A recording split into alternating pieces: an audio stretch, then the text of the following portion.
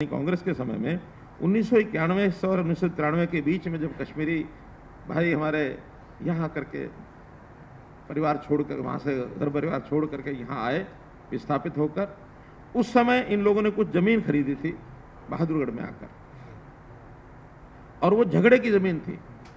खरीद तो उन्होंने ली, लेकिन कोई झगड़ा था, उस झगड़े के अंदर वो प्लॉट उनको मिल नहीं पाए, और 91-92 से लेकर और 2013-14 तक कोई सोल्यूशन निकला नहीं।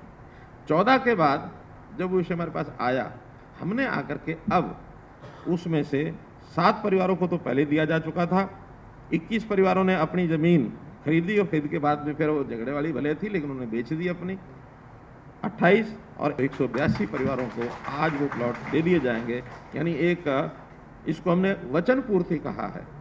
वचन पूर्ति यानी एक वचन दिया है कि हम उनको पूरा करेंगे, और पूरा करने के बाद उनके 184 परिवारों में से कुछ यहाँ आए हैं, उनको भी ये कार्ड जो है, ये इनके जो अधिकार, मालिकाना अधिकार, उनको उन प्लॉट्स का दिया जाएगा। आज के इस दिन संयोग से ये महत्वपूर्ण दिन इसलिए भी है कि आज का दिन विश्व स्वास्थ्य दिवस, ये ऐसा भी है। 7 अप्रैल विश्व स्वास्थ्य दिवस होता है। तो हम ऐसे लगभग 3 लाख नए परिवार जिनको अभी तक आयुष्मान कार्ड नहीं बना था, अभी तक 10.5 लाख परिवार हमारे ऐसे थे जिनको आयुष्मान कार्ड मिला हुआ है। आज 3 लाख परिवारों का और हमने पुश किया है डाटा, जैसा पुश करने के बाद केंद्र सरकार के उस वेबसाइट के ऊपर वो चढ़ेगा, उन 3 लाख परिवारों को गोल्डन कार्ड, ये जो आयुष्मान कार्ड है, ये और मिल जाएगा। आयुष्मान भारत तीसरी योजना, ये भी जैसा हमने कहा कि 1,80,000 से नीचे की आय के जो परिवार हैं वो सब अब इसमें एंटाइटलमेंट हो गई है। अभी तक 10.5 लाख परिवारों को, कोई 28 लाख इंडिविजुअल्स को ये आयुष्मान भारत के कार्ड दिए गए थे। आज 3 लाख नए परिवार जो 1,80,000 से नीचे जिनका वेरिफिकेशन हो गया है और 1 से नीचे हैं, 3 लाख नए परिवारों को भी आयुष्मान कार्ड के लिए डाटा जो है वो अपलोड कर दिया गया है। बहुत जल्दी इनको ये आयुष्मान कार्ड भी मिल जाएंगे। लेकिन मुझे लगता है कि 10.5 और 3 13.5 के बाद लगभग 15 लाख परिवार और होंगे जो हमारे अनुमान से 1,80,000 से नीचे निकलेंगे। केंद्र सरकार की ओर से 15.5 लाख परिवारों का हमको जो मिलेगी उसकी राशि हेल्प के रूप में। बाकी जो परिवार हैं ये सब प्रदेश सरकार की ओर से उनको जो प्रीमियम राशि उनकी ये दी जाएगी।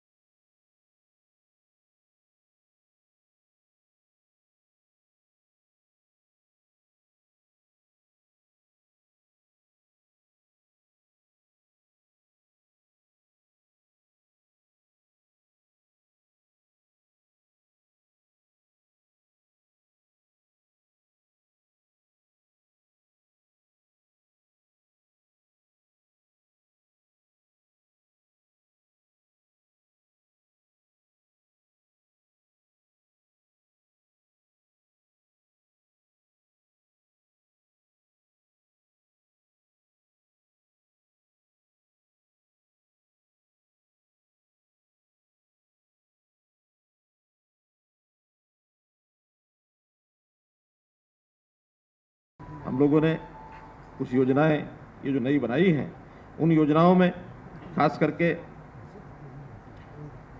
राशन कार्ड की व्यवस्था, राशन कार्ड की व्यवस्था अप्लाई करते हैं, मेरा पीला कार्ड नहीं बना, मेरा खाकी कार्ड नहीं बना, मेरा ग्रीन कार्ड नहीं बना, लेकिन अब उसकी वेरिफिकेशन करने के बाद आय कितनी है उसके हिसाब से उसका राशन कार्ड अपने आप बन करके उसके घर पहुंचेगा, और यदि उसकी श्रेणी बदल जाती है तो फिर बदला हुआ कार्ड मिलेगा। क्योंकि आय के हिसाब से अलग अलग आय, हमेशा एक ही आय सबकी एक जगह नहीं रहेगी, समय समय पर परिवर्तन भी आएगा। तो उस परिवर्तन में मान लो कोई एक आदमी परिवार में रोजगार करने वाला कोई नहीं है, उसको आज पीला कार्ड मिला है, अगर कल उसको सरकारी नौकरी मिलती है तो स्वाभाविक है, हमारी अपील भी है, और अपील में तो सामने वाला खुद आता था कि मेरा पीला कार्ड बंद कर दो, वो तो कोई आएगा नहीं। अब उसकी ऑटोमेटिक व्यवस्था होगी कि उसको पीले कार्ड का हक नहीं रहेगा। उसका हक जिसका है उसको मिलेगा। अगर पीले कार्ड का हक रखता रहेगा तो फिर दूसरा जिसका हक मिलना चाहिए उसका शायद नहीं मिलेगा। उसको देना है तो इसको अपना हक छोड़ना होगा। तो हक जिसका जो है उसको वो हक मिले। इसी प्रकार ओल्ड एज पेंशन है। अभी ओल्ड एज पेंशन अभी तक दफ्तरों के चक्कर काटने पड़ते हैं, फार्म भरना पड़ता है। अब वो नहीं करना पड़ेगा। अब कोई आवेदन नहीं करना होगा और कहीं किसी दफ्तर में आना नहीं होगा। आवेदन खत्म, आना खत्म। 60 साल का हुआ और उसकी पेंशन उसकी आप जाकर के बन जाएगी। ज़्यादा अब कोई एक सरकारी कर्मचारी उसके घर जाएगा। और आज लाखों परिवार ऐसे हैं जिनकी कोई संभाल करता नहीं था, जो दफ्तर भटकते फिरते थे, दफ्तरों को चक्कर काटते थे। उन लाखों परिवारों की सहायता अब हमने करनी शुरू कर दी है। आज उसका ये शुभ दिन है, जिसको मैं कहता हूं कि युग परिवर्तन का ये दिन है।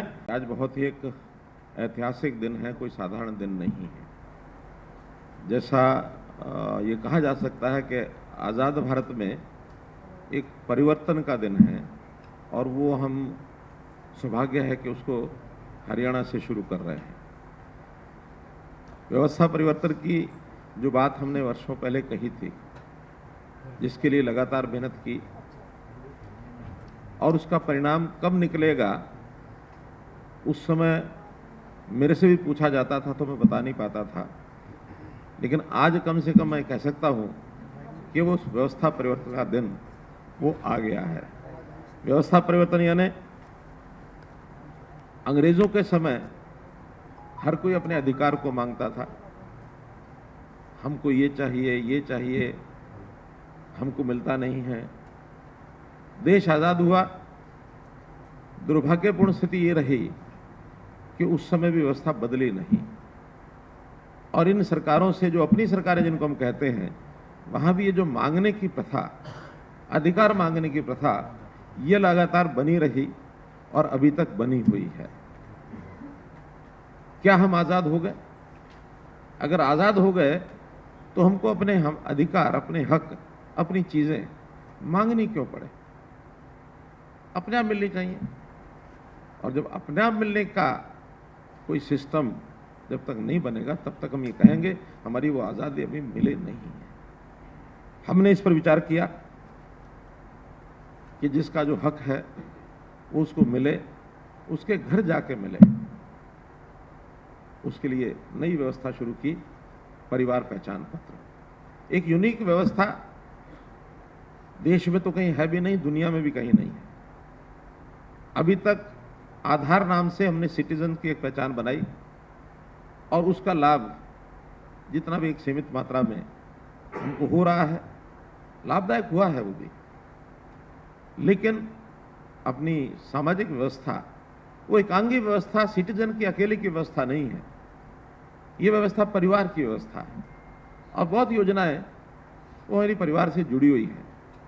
चाहे वो बीपीएल के कार्ड की व्यवस्था हो, चाहे आज हमने आयुष्मान भारत की व्यवस्था में परिवार को एक इकाई माना है, चाहे उस परिवार की आर्थिक दृष्टि को देख करके उसकी पेंशन आदि की बात हो, उसको मकान देने की बात हो। तो परिवार की टोटल स्थिति क्या है, उसमें से ये जो परिवार पहचान पत्र की व्यवस्था बनी, इस परिवार पहचान पत्र की व्यवस्था के माध्यम से एक परिवार की सामाजिक स्थिति, आर्थिक स्थिति, अन्य सब स्थितियाँ, परिवार का साइज, उसकी आवश्यकताएं और आवश्यकताओं के साथ साथ परिवार की कोई विशेष क्षमता, ऐसी भी जानकारियां मिलेंगी तो समाज के लिए उसका भी उपयोग किया जा सकता है। तो इस प्रकार से आज जो ये कार्यक्रम हमने किया है, इसको मैं एक कहावत के नाते, जैसे कहावत कहते हैं ना कि प्यासा कुएं के पास जाता है, लेकिन आज हम उस कहावत को बदल रहे हैं। क्या सरकारी कुआं हर गरीब प्यासे के पास जाएगा, उसके घर जाकर के उसकी आवश्यकता